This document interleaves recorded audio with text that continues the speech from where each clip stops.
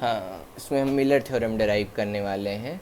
तो Miller theorem के लिए देखो सबसे ज़्यादा ज़रूरी है, एक इनपुट वोल्टेज होगा, किसी एम्पलीफायर ए में से जाएगा, ठीक है, और इसका गेन मान लेता हूँ ए है एम्पलीफायर का, और हमको आउटपुट मिलेगा वी ओ। यहाँ पर एक फीडबैक एलिमेंट जेड लगा हुआ है, जेड एक रजिस्टर है, समझ लो इम्पीडेंस बोल रहा हूँ मैं इसको, सबसे अच्छा टर्म है इम्पीडेंस। यहाँ से एक करंट आ रहा है I1, एम्पलीफायर में करंट जा रहा है I2, और यहाँ आ रहा है I3, ठीक, ये करंट हो गया अपना। इधर भी I3 आ रहा है, इधर इसको बोल देते हैं IY, और IX जा रहा है। जब हम इसको कन्वर्ट करेंगे तो एक इसका इक्विवेलेंट मॉडल बनाएंगे, ठीक है। हम चाहते हैं जेड टूट जाए इनपुट जेड में और आउटपुट जेड में, ताकि हमें सर्किट सॉल्व करने में आसानी हो। तो ये रहा अपना एम्पलीफायर, ये इनपुट। अब हम जेड को तोड़ लिए हैं, जेड को दो हिस्सों में तोड़ा, ये Z1 हो गया और ये हो गया Z2,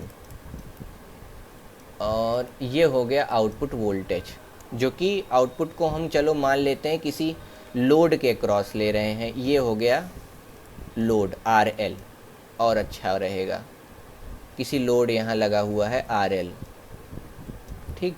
अब सबके करंट चलो डिसाइड कर लें क्या होगा। ये भी इनपुट होगा यहाँ से, तो इस केस में ये जो सर्किट का मेन करंट है ना, वो बदलना नहीं चाहिए, ठीक है कॉन्सेप्ट। तो यहाँ जो करंट है I1 ये सेम होना चाहिए। एम्पलीफायर में I2 करंट ही जाना चाहिए। एम्पलीफायर में जो इनपुट करंट आ रहा है वो IX ही होना चाहिए, ठीक। और जो नोड से बाहर करंट निकल रहा है ये वाला, ये लोड में जो करंट आ रहा है वो भी नहीं बदलना चाहिए, क्योंकि हमने मॉडल बनाया है। अब देखो ये जो I3 करंट नोड की तरफ आ रहा है, तो यहाँ से भी चलो एक करंट मान लेता हूँ I3 डबल डैश फ्लो करेगा आउटपुट साइड में, जो कि नोड की तरफ आएगा।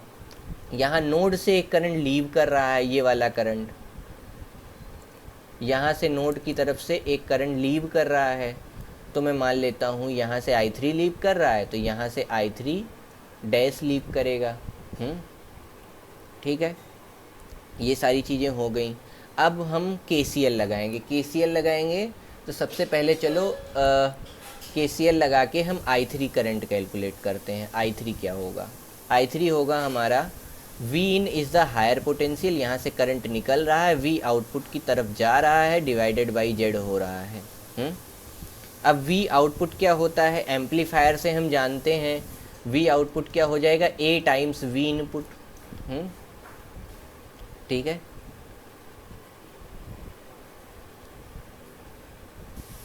A टाइम्स V इनपुट, यहाँ पे हम लिखेंगे V in minus A times V input divided by Z। ठीक, और अगर हम I3, अब इस वाले I3 डैश की बात कर लेते हैं। I3 डैश ये क्या हो जाएगा? V in minus 0 by Z1। हमने क्या कहा था? I3 डैश के इक्वल है, तो ये दोनों इक्वल कर लेंगे, तो ये इक्वेशन 1 हो गई, ये इक्वेशन 2 हो गई। इक्वेशन 3 बना लेते हैं, I3 डबल डैश, ये भी ये तीनों करंट आपस में इक्वल हैं। I3 डबल डैश क्या होगा? 0, ये क्या, ये मैंने सही लिखा है? हाँ सही लिखा है। ये वाला यहाँ नीचे से करंट ऊपर की तरफ जा रहा है, तो यहाँ हम लिखेंगे 0 minus VO divided by Z2। ये हमारी इक्वेशन नंबर 3 हो गई। अब इन्हीं तीनों इक्वेशन का यूज करके क्या करेंगे हम? अब फॉर्मूले डिराइव करेंगे। अब एक चीज़ और, यहाँ जो VO वोल्टेज है इसको हम क्या बोलते हैं? VO को, VO होता है A टाइम्स V इनपुट, तो minus A times V input upon Z2। अब हम अब हम केस लेते हैं I3 is equal to I3 dash वाला, तो इससे हमको क्या दिख जाएगा? I3 is equal to I3 dash, यहाँ V in minus A times V in divided by Z should be equal to V in by Z1। तो 1 minus A by Z is equal to 1 by Z1। तो हमारा Z1 solve होके आ गया, Z1 क्या आ गया, Z/1 minus A। तो ये हो गया पहला, और दूसरा डेराइव कर देते हैं। I3 is also equal to I3 double dash. इससे हम क्या लिख पाएंगे, इससे हम लिख पाएंगे V in minus A V in divided by Z is equal to minus A V in upon Z2। तो इसको सॉल्व करते हैं नेक्स्ट पेज पे, ये डेरिवेशन। इसको देखो क्या होता है, V इन कैंसिल हो गया, ख़त्म। 1 minus A upon Z is equal to minus A upon Z2। ठीक, अब Z2 क्या आ जाएगा, ये माइनस इधर भेज देंगे, A माइनस 1 हो जाएगा। तो Z2 हमारा हो जाएगा minus A upon 1 minus A। Minus A को नीचे भेज देता हूँ, तो Z इधर आ जाएगा, ये ऐसे। तो इसको और सॉल्व करेंगे तो हमें क्या मिल जाएगा, हमें मिल जाएगा Z2 is equal to Z times A upon A minus 1। ठीक, जनरलाइज्ड मिलर थ्योरम डेराइव कर ली। अब इसी को ना हम कैपेसिटर के लिए कैसे लिखेंगे वो देखने वाली बात होगी। तो अब मान लेता हूँ ये जो Z रजिस्टर लगा था ये एक कैपेसिटर था। अब कैपेसिटर का इम्पीडेंस क्या होता है, 1 अपॉन XC होता है कैपेसिटर का रेजिस्टेंस, और कैपेसिटर का रेजिस्टेंस XC होता क्या है एक्चुअल में, ओमेगा C होता है, या J ओमेगा C होता है XC हमारा।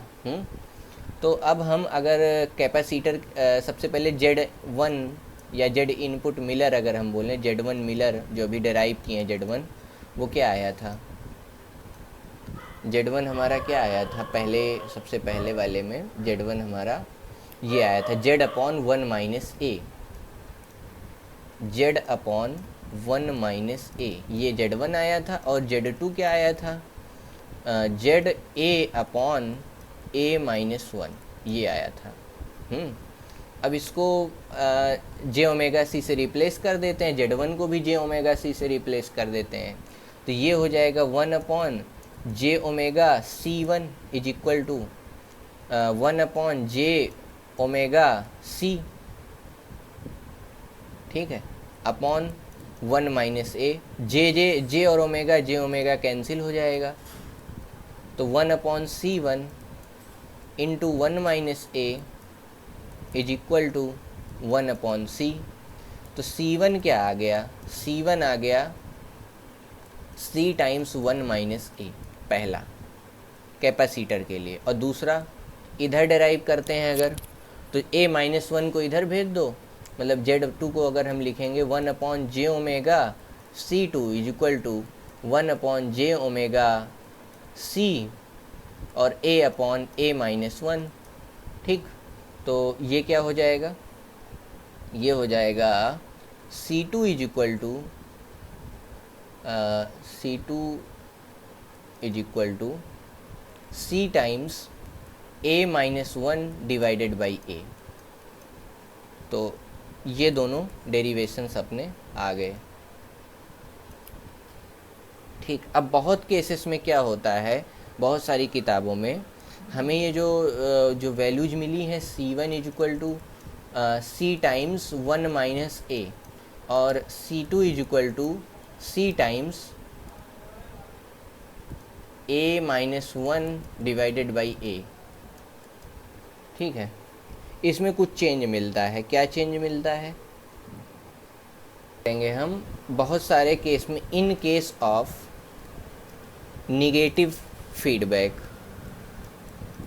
ठीक है, जब हमारा गेन जो निगेटिव फीडबैक नहीं, इन केस ऑफ निगेटिव या inverting amplifier, sorry, in case of inverting amplifier, जो हमारा जनरल बीजेटी एम्पलीफायर होता है जनरली इन्वर्टिंग होता है, तो इन्वर्टिंग एम्पलीफायर के केस में सी एम्पलीफायर इन्वर्टिंग होता है ना, उसके केस में अगर हम करते हैं तो ये जो ए की वैल्यू है, A should be equal to minus ए।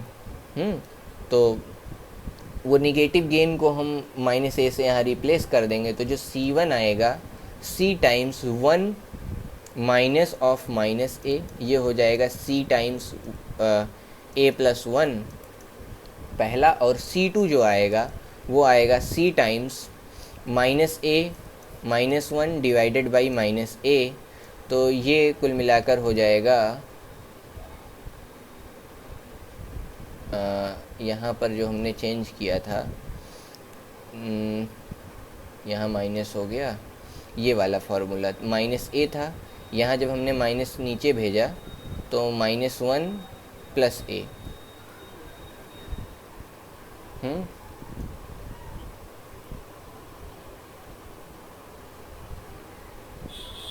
ठीक है, ये क्या हो जाएगा, सी ए प्लस वन अपॉन ए, ये आ जाएगा। बहुत लोग C1 को C इनपुट मिलर बोलते हैं, C2 को C आउट मिलर बोलते हैं।